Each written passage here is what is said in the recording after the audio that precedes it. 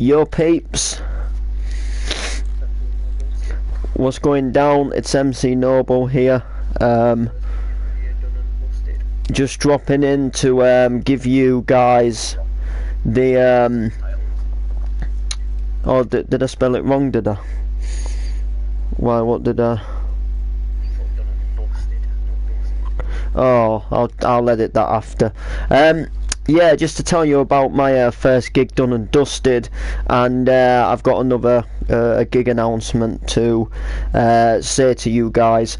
If you follow me on Facebook and Instagram, all of that shiz, I have like given hints to this gig that I'm going to announce, so some of you will probably have a full clue as to what the gig is, some of you just won't have the slightest clue, and 98% of you just won't give a crap, but I'll announce it anyway and let you guys know that it's going down and it's happening. But let's talk about the first gig of the year, Stomping's first birthday, with Paulo, JD Walker and the man like Rob IYF. Now I don't actually have the fully completed poster with Rob IYF on it that I'm aware of, unless I'm seeing things. Let's have a look.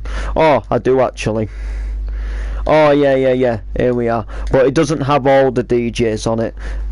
It's missing Stu Brigham and DJ Creaky, but yeah, this is Paulo, Rob IYF and JD Walker presenting Stomping's first birthday bash. What a night. Yeah, what an absolutely wicked night, and you know the vibe was just like the vibe always is at Stomping. It was just a really good event, and I was buzzing to do it. So I've got a video to upload to you guys, which is like showing me in action. Before any of you guys go commenting and putting in the comment section, oh, that rave looked dead, looked like there was hardly anybody there. This was right at the beginning of the event, so just be aware that it was like it was the very first set. It was like the warm-up set, so you're not going to have it like absolutely rammed packed.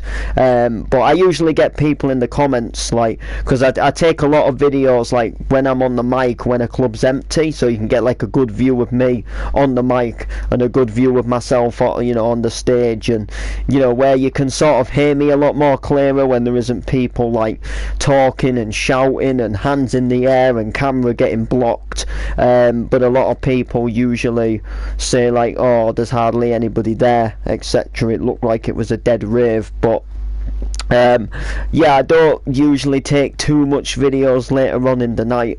I more leave that for other people to take who are like attending the raves, if that makes sense. But I jumped on a couple of sets. I jumped 3 sets in total actually, and I did probably what I think is probably one of the best MC sets that I've ever done in my whole entire career. So first off, I jumped on with the man like Jester, and he just did a set that just blew everything out of the park. It was incredible. It was that incredible that I didn't want to MC to it, and that might sound daft, but when you're in the moment, he dropped some tunes that I had not heard for like 10, maybe even 11 years. Just some really like awesome hard dance tunes. I remember like 10-11 years ago when Andy Whitby was like proper smashing out hard dance gigs, and he dropped all these wicked tunes, did Andy Whitby, and it was like the Jester was replaying them and reliving that moment when I used to sit in the car with headphones on, and we had the stereo on with all the hard dance, and yeah, it was wicked. He dropped some bounce as well, and he just did an unbelievable set. But then I jumped on the second set about halfway through with Franks and MC Sniper, and that was the best MC set that I have ever done when I jumped on with Sniper. And the good thing about Sniper is he has a really loud voice, so when you're on stage, like, I could hear his every word, and I knew when he was going to finish his rhyme, I knew when he was going to start his rhyme, and he knew exactly the same with me, and we rolled off each other. I was in with my rhyme and out with my rhyme, and he was in with his rhyme and out, and then I was back in with mine, and we rolled off each other. It was him, me, him, me, him, me, and then Franks was smashing the power stomp on the decks, and I don't know, it'd been a stressful week. I was really ready for the event to happen. I was really in the hardcore mood, and as much as I loved the Jester's set, I do prefer MCing over more like hardcore and power stomp, and when I jumped on with Sniper, I just knew that was the time to just give it absolutely everything and just smash it out of the park, and I just really wanted to prove that, you know, I could really rock to this genre, and that this genre was just growing even more, and just how wicked the night could be. And, you know, more people were coming in, the place was getting packed, and obviously the headliners were turning up soon, and you know, it was just an absolutely amazing set. Me and Sniper Sniper was on fire as well. Sniper was just rolling, and even people were saying that's the best MC B2B combo that they've heard for a long time. You know, just, it wasn't exactly the fact, you know, like how fast or how in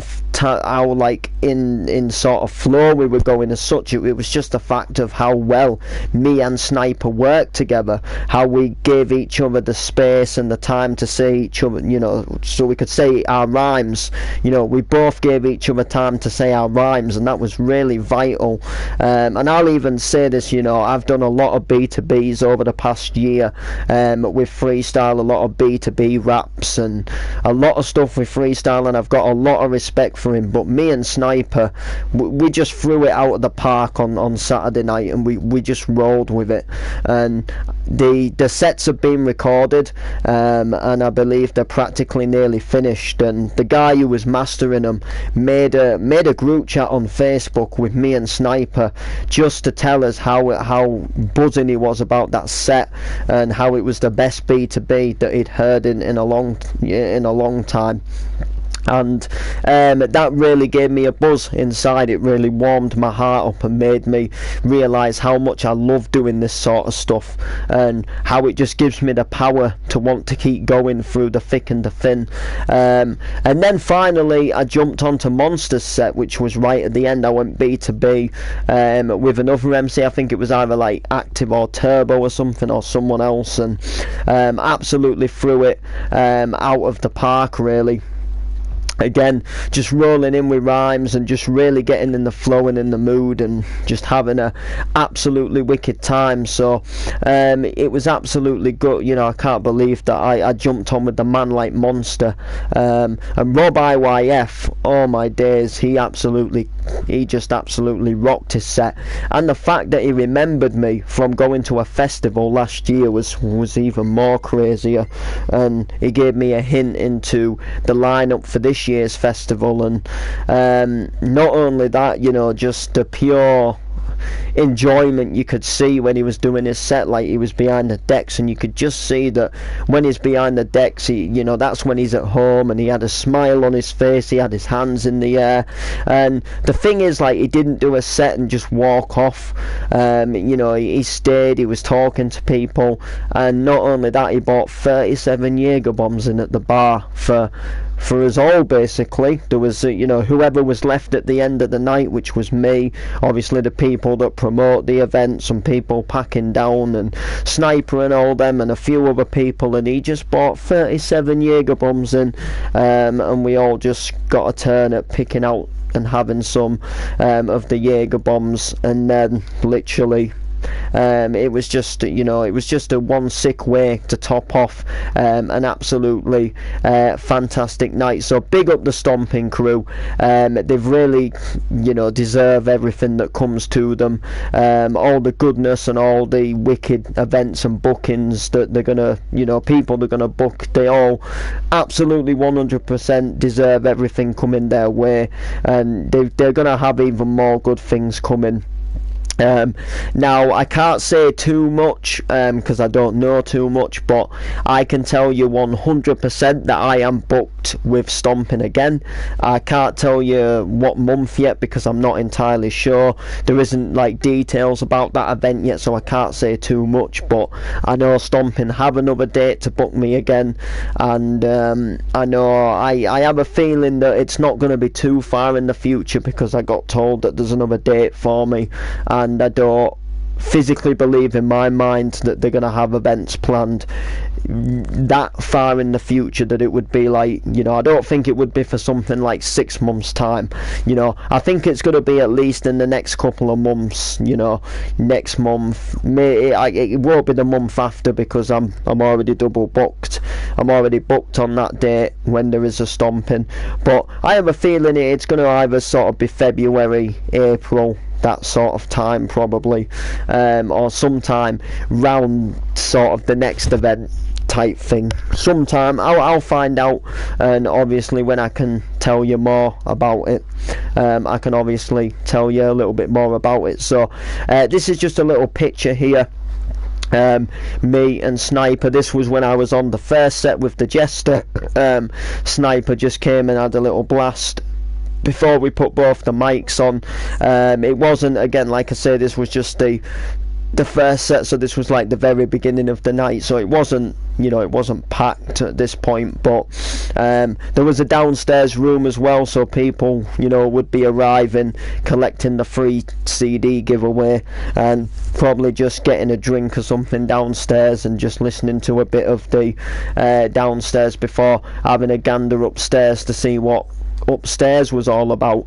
And obviously, like I said, there's me stood there, and then that is Sniper, who is just to the side of me there with the mic in his hand, and then there's Jester on the decks dropping all the hard dance and all the bounce madness, which like I say, he pulled off an actual unbelievable set, and you know, he really brought back some memories with the set that he played, tunes that I had not heard, like I say, for 10, maybe even 11 years, you know, back to being a early teenager, being in the car and hearing them tunes. And there was one of them, Imagination, and oh, what a tune. And then he dropped a bounce remix of Pulse, The Lover That You Are, which I had actually heard that one quite recently because I've got it in a bounce pack myself. But yeah, he just absolutely dropped some wicked tunes. And the Jester also did a set downstairs, which I did catch a bit of that set downstairs, and again, it sounded sweet. It did more like a hard, more like, again, hard dancey.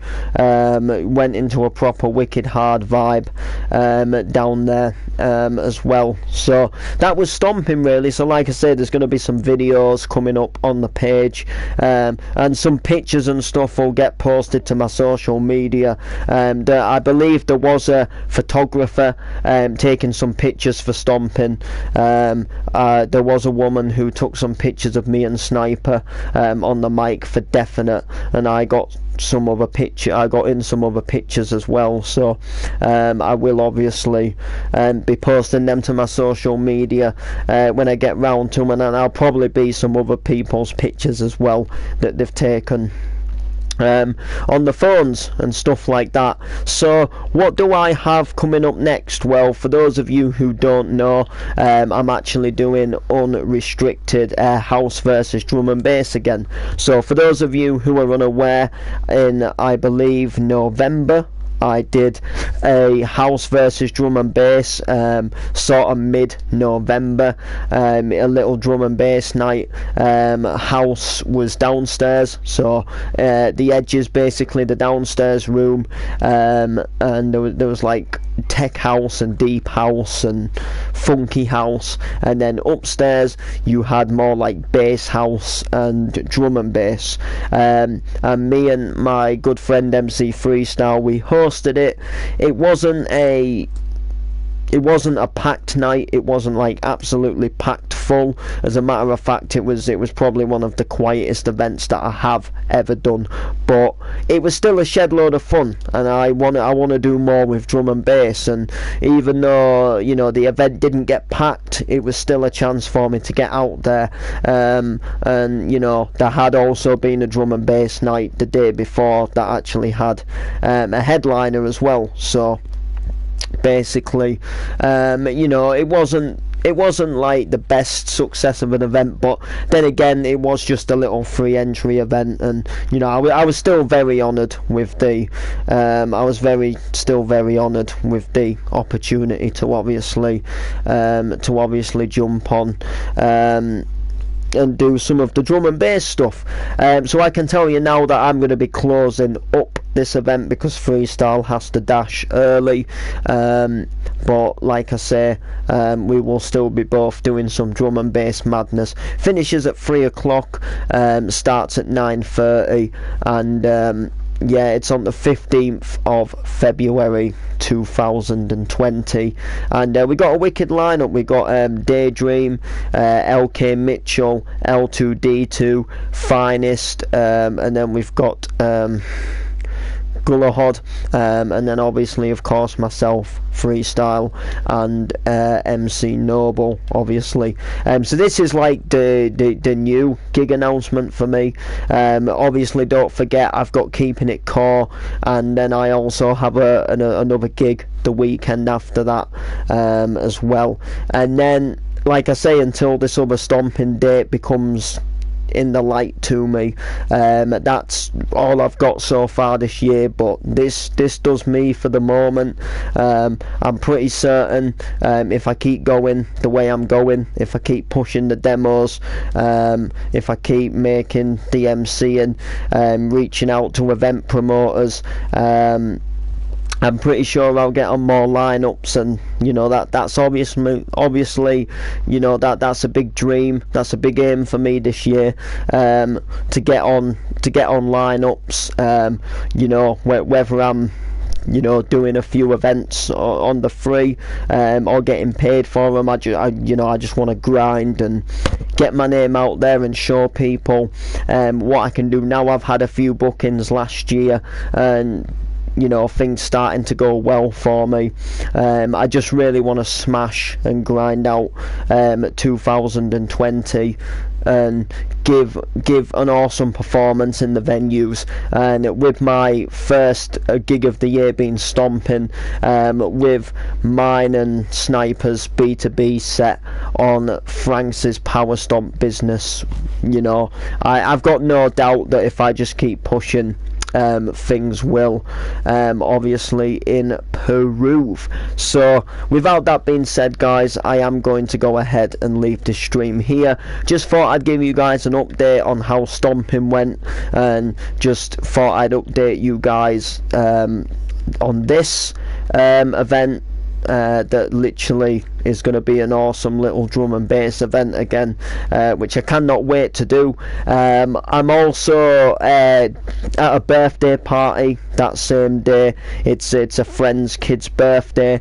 and the downstairs of where this event is, they've actually hired it out for the kids party. It's like she requested that she basically wanted her dad to DJ and all of his friends, basically, like when we go around to their house and do the radio and stuff.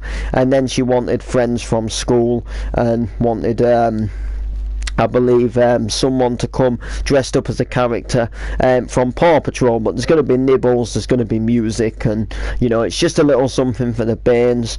Probably a chance for you know, DJs to jump on the decks, and you know, people again to jump on the mic, which is what she enjoys as well. So it'll be a nice little birthday surprise. So we'll be already in the area for when this happens. We'll be already down and sorted with this. So I believe the party finishes at 8. It's either 8 or half 8, and then this obviously starts at 9:30. So we have an hour to really get prepared from the birthday party to obviously the unrestricted party for the drum and bass. But when we did the last drum and bass, the first DJ went solo without us hosting for like the first hour, so we might not actually maybe jump on the mic until 10:30 or something like that, which is, you know, it might be fine, it might be alright by me. It gives us a little chance just to freshen up, maybe go and grab a bite to eat or something like that if we're feeling a bit peckish, and then we can get back down to tear up the mic, obviously, in Club Vega. So anyway, people, please like, comment, subscribe, and we'll see you guys next time.